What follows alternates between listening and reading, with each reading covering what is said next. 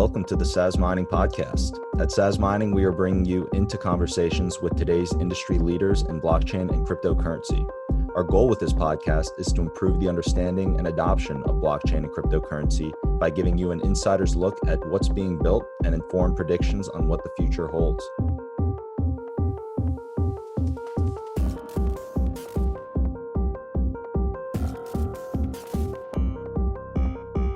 Today's episode is sponsored by BlockFi and Cogent Law Group. Our listeners can visit blockfi.com/sazmining for an exclusive offer for cryptocurrency management. And check out Cogent Law Group for all your legal needs.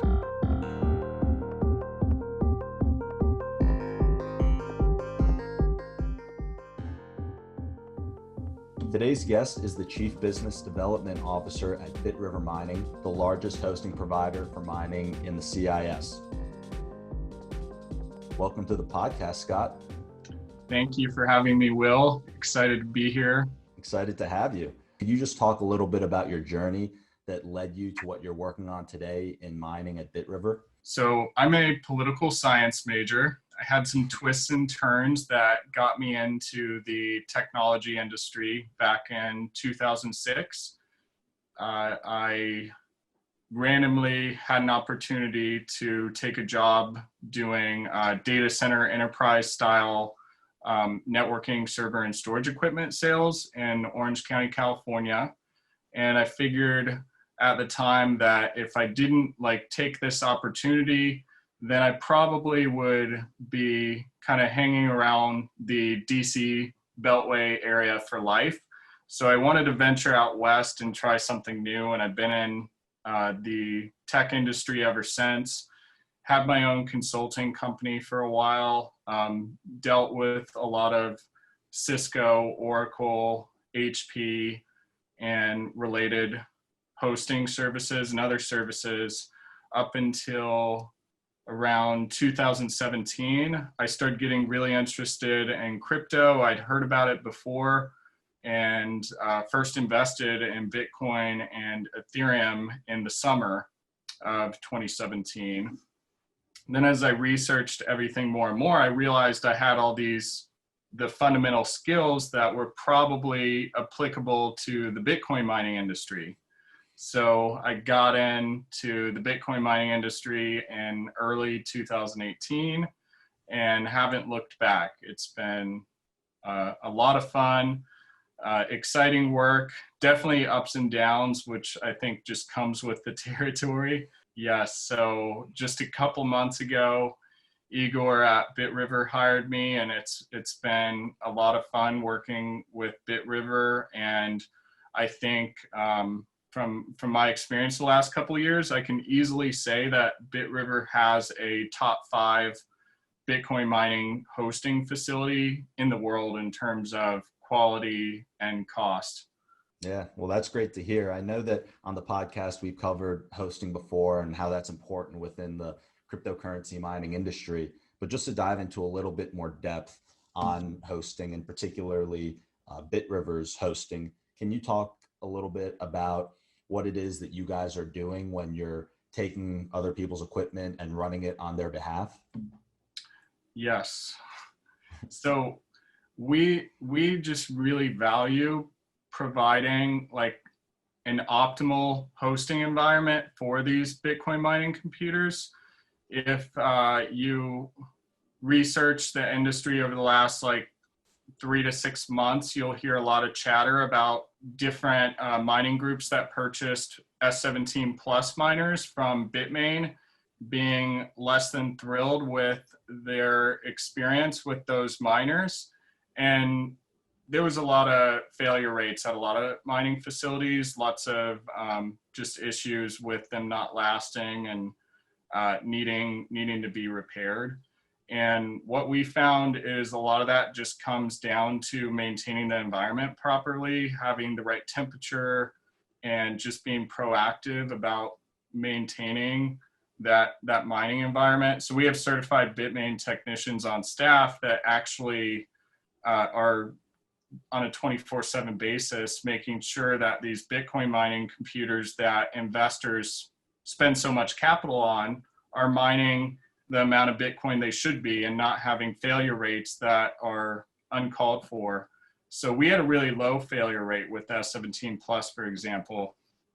But it's things like that that we really pay close attention to at Bitriver that I think oftentimes are overlooked with a lot of mining groups and co-location providers. Yeah, I mean, that's one of the things whenever I hear about companies that are getting into hosting or trying to host other people's equipment, the first question is, well, how is your current uptime looking today? And how many failures are you experiencing? That's one of the things where if you're going to go out and let's say get into mining by purchasing just the equipment and going with a hosting provider, you want to make sure that they're actually going to run the equipment properly, and you're not going to hear that 10% of your equipment ended up breaking while running at their facility. Let's say that there are certain types of failures. What does that look like from a moving forward basis if something like that were to happen? Sure. So sadly, to be more specific, at some of these hosting companies that hosted S17 Pluses, they had even as high as like 30% failure rates, which is crazy because you spend a lot of money on these miners. But with all these mining manufacturers right now, everybody's still perfecting the product. So you do expect some issues with the equipment, and we have a repair center on site so we can quickly repair any deficiencies in the miner and get them back up and mining Bitcoin as soon as possible.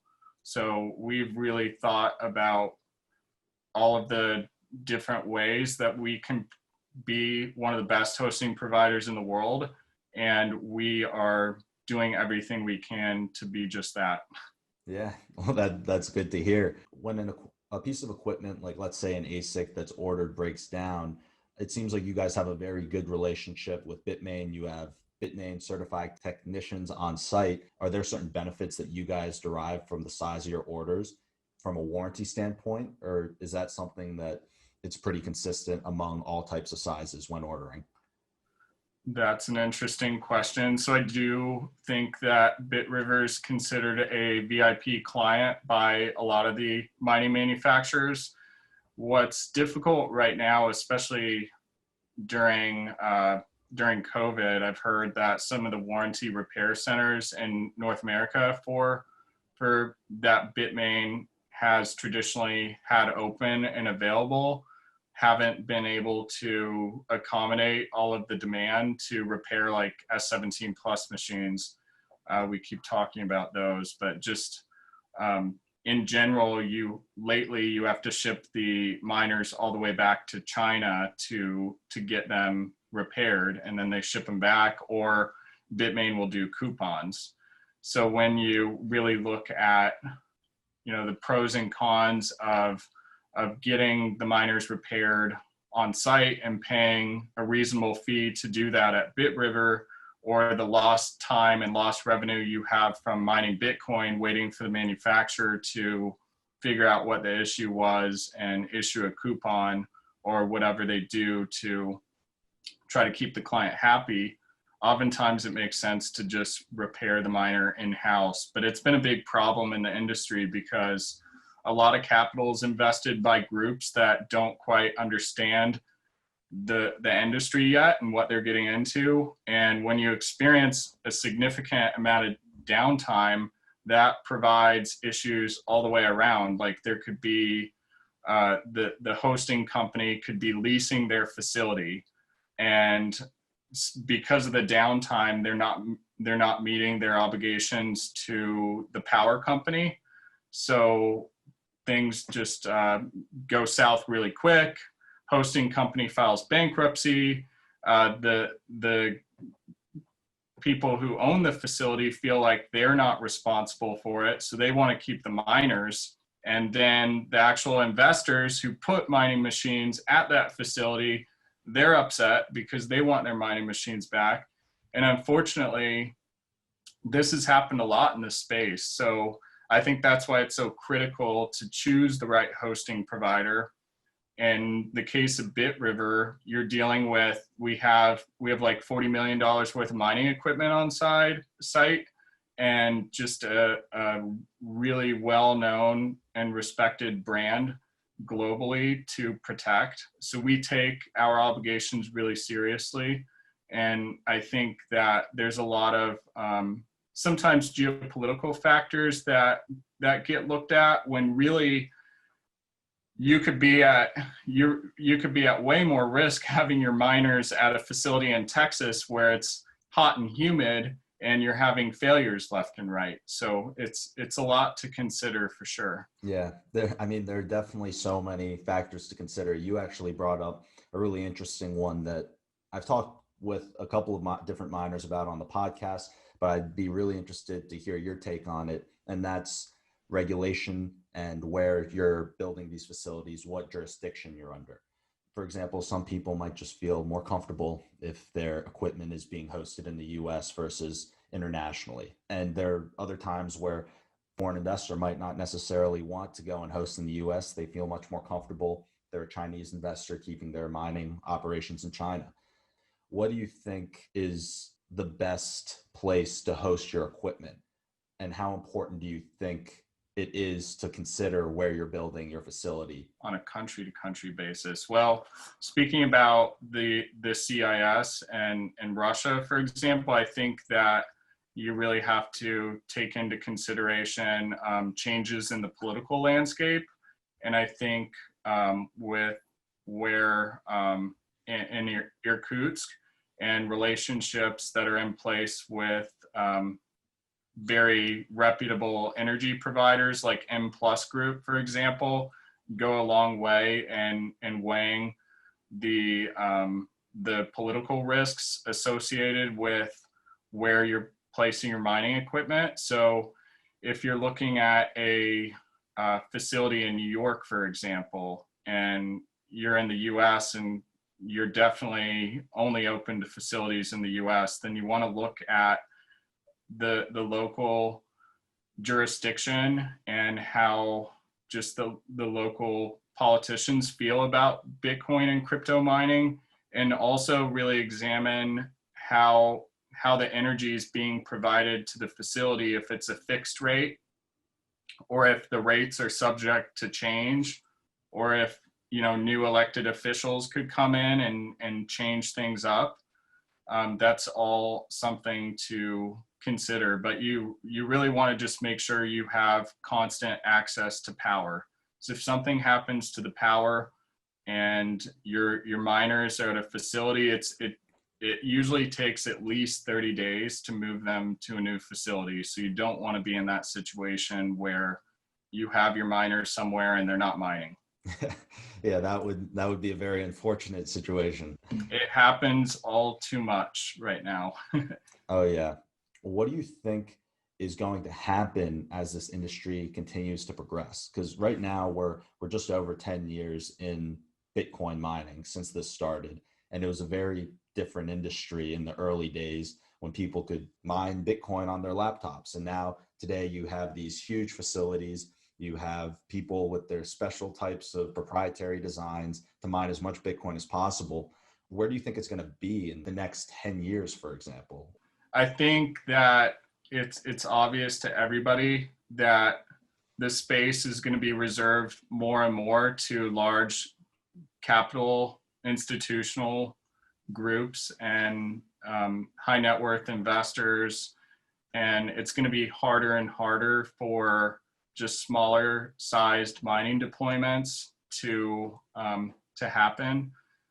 I have clients come to me with a $50,000 budget, and it's hard to find a solution that makes a lot of sense for miners like that. Whereas, before the halving, you could do some things with $50,000. Today, it's really, really difficult.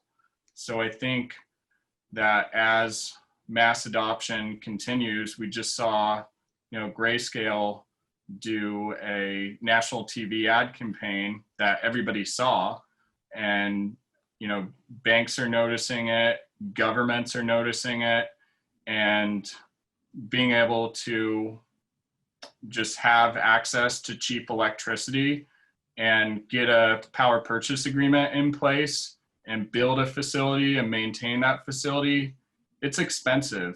It's not a little kid's game anymore. So I think that we're going to see the space get smaller and smaller in a lot of ways. But the groups and providers and mining entities that are left are going to be very, very serious, knowledgeable players. So I think there's been a lot of weeding out of smaller groups that haven't really had the expertise necessary to survive in the space. And regulation continues to happen globally. And I think that's a good thing, because big investors, they want to have regulation in place prior to doing, a 7-figure investment, so you know exactly what you're dealing with. When you have uncertainties, that makes doing a 7-figure investment a lot more difficult.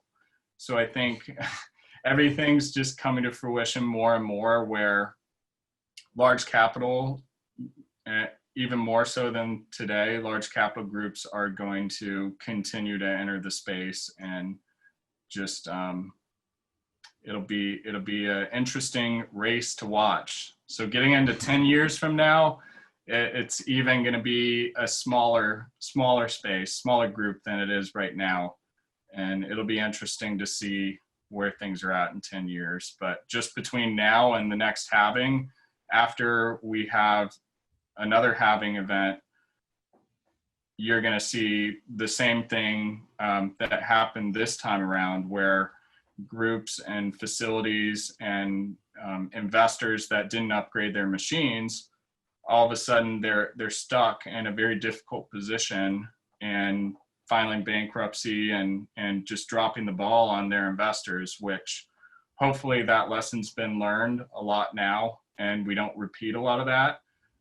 But yeah, the space is getting smaller and smaller, and as it becomes more and more difficult to mine Bitcoin, it's just going to be very reserved for large capital players and experts in the space.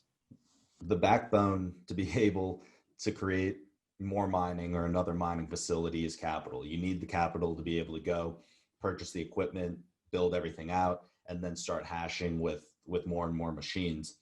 And investors, from their perspective, they're thinking, okay, well, what's the risk that I'm taking on here to get involved, to invest in mining? I understand the fundamentals of it, but this would be the first time that, for many of these investors, that they're actually dipping their toe in and getting involved. How do you think that capital allocation into mining is going to progress between now and the next halving? I think that we're going to see more and more serious capital and just institutional money from governments coming in, investing in mining, because it's really fundamentally the proof of work concept is very viable. And I think as we have a lot of uncertainties with global currencies around the world, Bitcoin is really proving to be a safe haven. So we're going to see just more, I would say, in the next, let's say 2 years, you're going to see at least 50% more capital invested into the mining space, probably more like 100%. So that's a great prediction, though.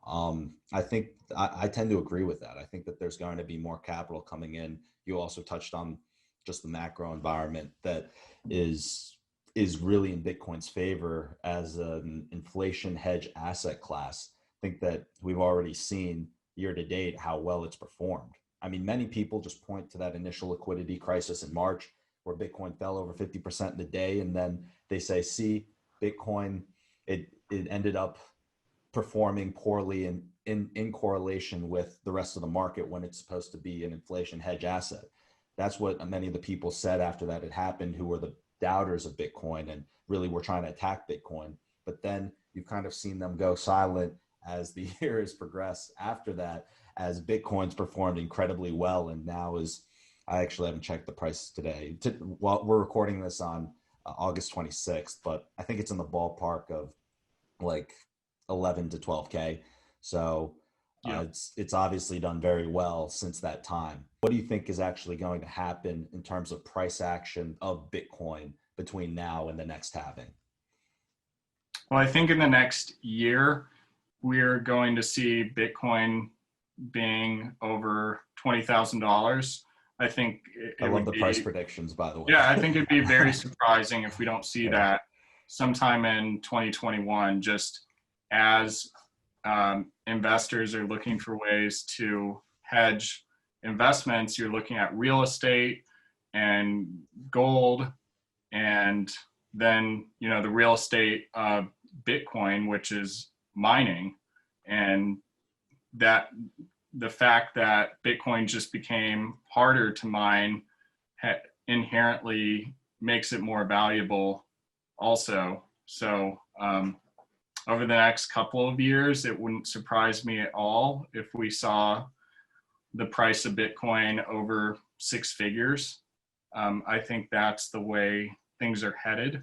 But I try to stay, because there's so many uncertainties when looking at any investment.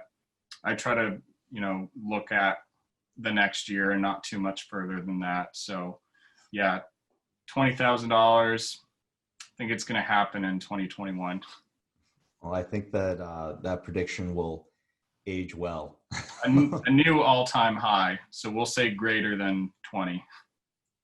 Yeah. And the funny thing is that when you look at a price prediction like that, when you talk with people in crypto, they totally get it. They think, yeah, I could definitely see that happening. I might even see it going higher. And then you have the conservative people thinking it might not go that high. But then if you talk with anyone outside of crypto about these price predictions, they look at you like you're crazy, because I mean, what you just laid out is almost like a 100% return from where Bitcoin is today. But I think that from a mining standpoint, we have a very good understanding of the fundamentals that are driving how new Bitcoin is created, the monetary policy behind how new Bitcoin is created, and then a look directly at the supply demand economics of how many Bitcoin there actually are.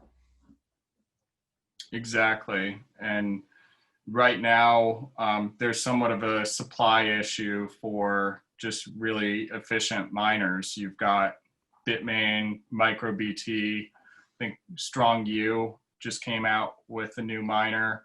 So mining Bitcoin is definitely a complicated endeavor. And then I think if you mine the right way, and then just compared to purchasing the Bitcoin outright, you can do way better with a return on investment than just owning the coin. But of course, it's a capital intensive investment. But I think a lot of hosting providers today will just portray the certain miners to be a good long-term play. And I really believe that the best way to mine efficiently is continue to be upgrading to the most efficient miner that's available, and take advantage of market cycles when next year, if we see that cycle happen where Bitcoin really goes on a run and goes over $20,000, then historically what happens is the price of the mining equipment, even used mining equipment, it might double in value. So you can sell your used miners for maybe twice as much as what you bought them for brand new, and simultaneously upgrade to the latest, most efficient miner, and continue to just be, mining the maximum amount of Bitcoin possible, while really being strategic about it and not trying to get too much life out of a aging equipment miner that has been around a long time, and you get what you pay for. So yeah, that's another thing that we also focus on, is trying to evaluate the proper cycles. And I want to dive a little bit more in depth with you on this topic to figure out how are you assessing these cycles? What are those key variables that you're looking at but now that this is the picture and this is what we're seeing in the mining environment, now we're deciding, okay, it's time to re-up, it's time to sell, it's time to go and buy new equipment and sell off this old equipment. How do you assess that internally at the firm? What we're doing at Bitriver, we expect our investors and clients to come in with some knowledge about what they're getting into with mining Bitcoin, because it is so capital intensive. You should definitely do a lot of research prior to making your mining investment. So we're more focused on groups that know what they're doing. And, my experience in the space, I'll definitely provide insight and recommendations the best I can to new capital groups entering the space. But I think there's a lot of just really, really good published reports and data on what's been successful with mining in the past. And Matt D'Souza of Blockware, he's published just some awesome reports that I would encourage anybody to Google. And he just passed away today. So that was really, really sad news. But Matt was great for the space, and we need more people like Matt, because he just provided like accurate, very open and just honest data that I don't think crazy. everybody. I didn't hear about that. Yeah. What happened? He had been battling cancer for a while, so yeah. But wow. I don't think anybody expected this. So my condolences to Matt and his family and the Blockware team. Yeah, I mean, I'd never spoken with him, but I'd been following his work for a while. And I mean, yeah, he was putting out great stuff for the space. So that's unbelievably sad. I mean, yeah, he was really, really great for the crypto mining industry too. Yeah. So just going back to your question, I think that there's a lot of resources available. Like you can calculate the return at a number of different sites with Bitcoin mining calculators, depending on the energy rate you're looking at, how much the machine costs, what the current difficulty is to mine Bitcoin, and project what your IRR is going to be. What we're doing at Bitriver to help with that process is providing some of the best hosting rates and service available in the whole world, to just ensure once you actually make that huge investment that you're getting maximum efficiency out of that miner. Yeah, definitely. You want to make sure that when you're hosting somewhere that you're maximizing that return and the amount of hash rate that you're getting out of the miners that you bought. Many people in the mining space, they have a way that they like to go about evaluating what's happening, what's going to happen, and they have their own outlook on the industry. Is there a belief that you hold to be true about crypto mining or blockchain in general that you would say many other people that are within the industry and actually understand it disagree with? So any contrarian beliefs? I would say just consistently get second opinions. I think that there's kind of like an old guard in the space that's been around for a while and likes to really portray themselves as experts and treat kind of their advice like it's the Bible. But typically what's happening with some of these experts that have been around the space for a while is whatever they're recommending, there's a financial motive behind that. So I would just encourage anyone looking at getting into mining to look at several different options and not just say, okay, I like this particular group or person, so I'm going to go with what they recommend. What I like to do with clients that come into Bitriver is just help them get the best cost possible, whether that's like with a particular mining pool or purchasing the miners, where oftentimes you can go through secondary market sources and sometimes pay like quite the premium. So I'll help clients go direct and deal with the manufacturers to get the best possible price. So just really analyze how many layers there are between you and the actual source of whatever it is you're purchasing. Because since everything is all about your ROI, you want to make sure you're getting the best price possible. If it's for, infrastructure you're paying surrounding your mining operation, or the actual mining computers, mining farm management, the software you're using to manage your farm, whatever it is, there's oftentimes a lot of layers. So I think it's nice to be able to just get through that as much as possible, so you're really paying what you should be paying for the products and services that are available in this space. I'd like to thank BlockFi for sponsoring today's episode.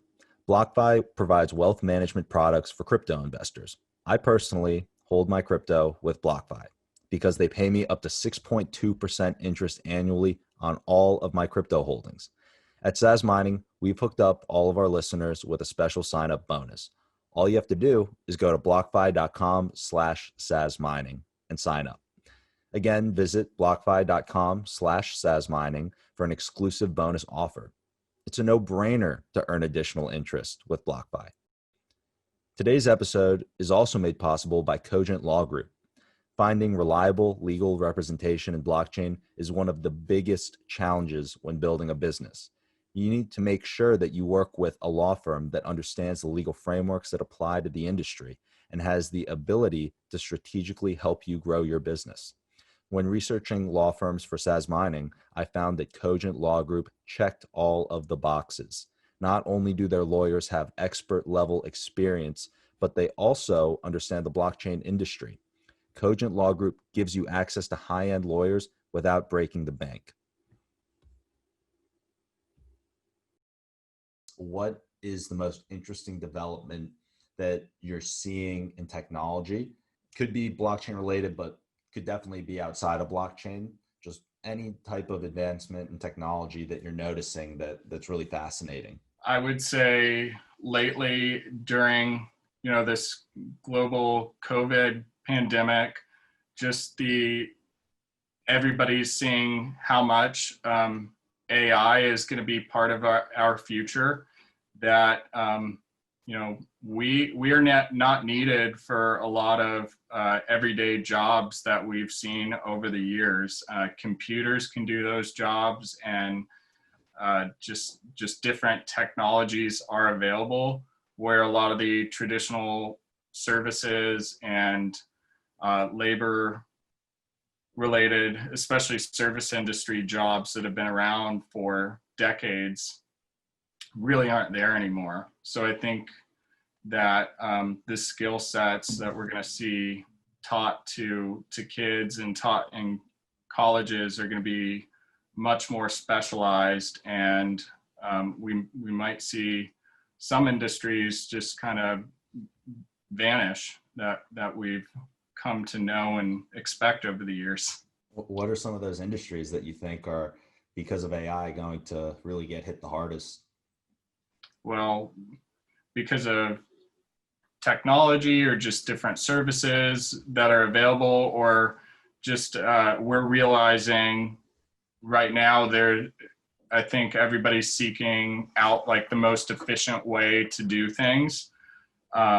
So if that's like with the food industry, you can get your food delivered a lot easier these days, and you can just avoid going to crowded restaurants as much. So I think the restaurant industry is getting hit really hard right now. It's obvious, and it may not ever get back quite to going out every Friday night with your family sort of thing. You might just use Uber Eats and have the food delivered. So Yeah, I read something fascinating the other day about this exact topic. So you know the guy who founded Uber, Travis? yeah. He's no longer with Uber. He went and started another company. I'm blanking on the name, but it was a way to transform the food industry. What they're doing is he's imagining similar kind of to what you just said, a different landscape for how this industry is going to look in the future. And what he was saying, or what he's building, are these mega kitchens where they can have a central location where many different brands can all be preparing their foods for delivery. And in doing that, capturing a larger share of, you could just think of everyone's belly, the amount of food that's being eaten. And so it's really interesting because if you really dive into it and think about it, you could have 20, 30, 40 different brands of companies selling different types of food on Uber Eats or these different delivery sources, but they could all be owned by a single company and just have some sort of agreement with Travis's company that is the mega building that's hosting all of the kitchens where these different foods are being created. And I'm just thinking, wow, that's incredible. They're going to, in a way, transform the way that people are buying, eating, really just consuming all this food by making use of the different platforms that are now available. So I thought, when I heard that business model, I thought it was really interesting, and we'll see how it ends up playing out with Travis and everyone else who's going and trying to get into and compete in that space. Yeah. So when you're thinking about going to Olive Garden and somebody else in the group wants to go to Outback, you could just go to, one place and everybody can get what they want from, Uber Eats or Travis's company, where just the specific brand of one restaurant might become more obsolete. So yeah, because I mean, I don't know about you, but whenever I'm looking for food on Uber Eats or any of these delivery sites, I'm just thinking, what type of food do I want? Are we going for like Chinese? Are we going for Italian? And then just through that category, we'll kind of look at the pricing, but just order it from there. And do you have the single company that is hosting where all this food's being cooked? I think it's a pretty interesting opportunity. You don't even need the brand. You can just be the warehouse that's hosting all the brands. I agree. I've just gone usually to my Chipotle app because I try to eat healthy, and I feel like every time I order Chipotle, that's a pretty healthy option. Even if I did it, if this was the fourth day in a row, then I'm still getting healthy food for the fourth day in a row. So yeah, Chipotle is good too. Well, when I was in downtown Denver recently, it would take like an hour if I wanted to go out and just order even like faster food options because of traffic and lines. So I would just order Chipotle on a regular basis. There you go. What is your favorite book that you've ever read? I really enjoyed Brave New World by Aldous Huxley. I like to just think critically about stuff. Even when I read Brave New World in high school, it just got me to really think about the world in a different way and challenge kind of stereotypical views and just, push buttons of people that kind of want to see the world through rose-colored glasses. So I think Brave New World did that, and I really enjoyed reading that book. And what's interesting as I'm thinking about this today is a lot of those things that Aldous Huxley predicted ages ago really look a lot like the world we're in today. So Yeah. that book's standing out right now in particular. Those are the type of books that make you question things. When you're reading it, you're thinking, I've never looked at it that way. And it's not like my existing view's right and this book's completely wrong. It's a way that gets people to think about things in a different way. Those are some of the most fascinating books to read. So one of the things I also want to ask is, what is your favorite movie? One of my favorite movies, because I got into sales right out of college. I think that you really have to be persistent and just not scared to talk to the person on the other end of the phone or the video, or if you're speaking in front of a group of people, you just have to go after it. So I really liked Boiler Room because I felt like those guys were just like really cranking and brought a lot of energy to the room. Despite what they were or were not selling, I thought Boiler Room was pretty entertaining being in the technology sales industry for the last like 15 years or so. Yeah, I just looked it up. So it's got Vin Diesel. Yeah, in the early days. I'm 37 years old, so we might remember, different movies as favorites. Yeah, I'll have to check it out. It sounded familiar. That's one of the reasons why I wanted to look it up as soon as you brought it up as your favorite movie. Maybe I'll watch it later tonight. I like Tombstone a lot, so nothing super relevant about, cowboy times these days, but that was a pretty entertaining movie. Yeah. Well, those were some good recommendations. Awesome. I'll look out for your tweet on how much you enjoyed them. That's actually one of the things that I've always tried. Like, there have been times where I've tried to get into tweeting and it's just been so difficult managing and being involved in all these different things. I got to get back on Twitter at some point. It's cool to just check out like day-to-day developments, especially in the crypto and mining space. There's updates all over the place on Twitter. So I really enjoy being on there just to get a quick industry update in the morning. And I'm fairly active doing, tweets and LinkedIn posts. Yeah, that's great. Trying to contribute. Yeah, I mean, that is really great to hear. Well, yeah, and where can people connect with you online? What are your handles? I'm on Telegram, Scotty_Bitcoin. I'm on crypto. I'm on Twitter, and it's at Scotty Bitcoin. Let's see. Yeah. Trying to think. LinkedIn, you can just find me searching Scott Hancock, and probably plug in Bitriver also, because there's hundreds of Scott Hancocks out there. So, well, Scott, this has been unbelievably fun. Really, really happy that you had the chance to come onto the podcast, and thanks again. We'll do it again sometime. Absolutely. Thank you for listening to this episode of the Sazmining Podcast.